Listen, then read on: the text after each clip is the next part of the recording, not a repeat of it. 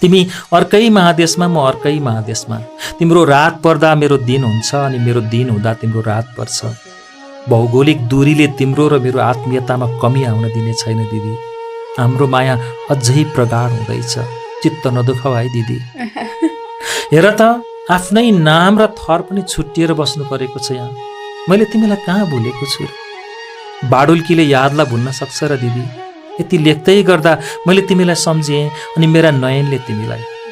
भदौ प्रसिद्धले सधैँ मलाई सोधिरहन्छ, नानीलाई सधैँ फोनमा मात्रै भेटेको भनेर।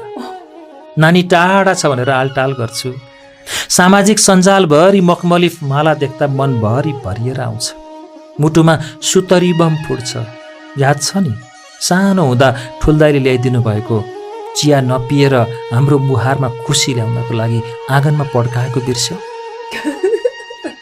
गाउँले तिम्रो भाइ बिग्रियो भन्दा 7 दिनसम्म खाना नखाएको कहाँ बिर्सेको छु र? मैले भनेको थिएँ नि दिदी, उनीहरूको कुरामा विश्वास नगर त्यो बेला। हुन त म असल कहाँ छु र? तर बिग्रेको छु जस्तो पनि लाग्दैन। बोल्नु सुन हो, नबोल्नु हिरा हो भन्ने पनि तिमी हौ। त्यसैले त म शान्त छु नि, आफ्नो नाम जस्तै। यो मौनतामा तिम्रो धेरै लगानी परेको छ दिदी। म प्रशान्त बन्नुमा पनि। यो तिहार पनि फेसबुके तिहार हुने भयो, 2 दशकदेखिको जस्तै।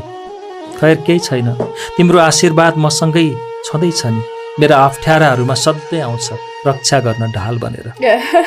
तिमीले त्यो बेला दैलोमा फुटाएको ओखरले आज पनि यमराज मेरो छेउमा आउन डराउँछ। इन्द्रेणी लाग्दा म कल्पना गर्छु कि तिमीले मलाई सप्तरङ्गी टीका पठाएकी छौ भनेर। देख्न त सबैले देख्छन् आकाशमा त्यो इन्द्रेणी, तर उनीहरूलाई यो थाहा छैन कि यो मेरो लागि मात्रै हो भनेर। मेरो प्रगतिमा मभन्दा बढी खुसी हुने कोही छन् भने त्यो तिमी हौ दिदी। मेरो हरेक पीडामा मभन्दा बढी रुने कोही छ भने त्यो तिमी हौ दिदी। किनकि तिमी मेरी दिदी हौ, एक मात्र दिदी, प्यारी दिदी अर्चना। यो वर्ष पनि मेरो बाटो हेरेर आँसु नजारे है। तिमीलाई दुख्दा मलाई पनि त दुख्छ नि दिदी। आखिर दिदी भाइ न परियो। ठुल्दाई अनि माइली भतिजीको वियोगपछि तिमी धेरै घायल भएकी छौ। तिमीलाई ठुलो डर छ कि अरू कसैलाई पनि यमराजले चुडेर लैजान्छ कि परिवारबाट। नात्यो, तिम्रो भाइले सबै भोगिसक्यो। जिन्दगीमा परदेश, देश, सुख दुःख, ऋण, धन, कमाई गुमाई, हर्ष वियोग, जीवनको पुरा अनुभव गरिसके।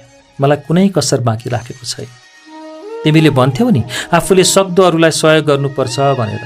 त्यसैले मेरो कमाईको, मेरो श्रमको एक हिस्सा दान गर्ने गरेको छु। अनि रक्तदान पनि गर्छु नि दिदी। भाइले दिए दिदीलाई, दिदीले दिए माइतीलाई। रक्तदान, जीवनदान, महादान। हुन त यो तिम्रो र मेरो मात्र कथा होइन, देश छोडेर परदेशिएका लाखौँ दिदीभाइ दाजुबहिनीको कथा हो।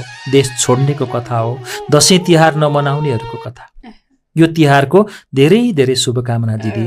आशा छ चाँडै मेरो निधारमा तिमी सप्तरङ्गी टीका लिएर आउनेछौ, दैलोमा ओखर फुटाउनेछौ अनि मेरा दुःखहरूमा हाँसो बनेर आउनेछौ। मेरो दिदी, तिमीलाई धेरै धेरै सम्झना। आई लभ यु दिदी, आई लभ यू।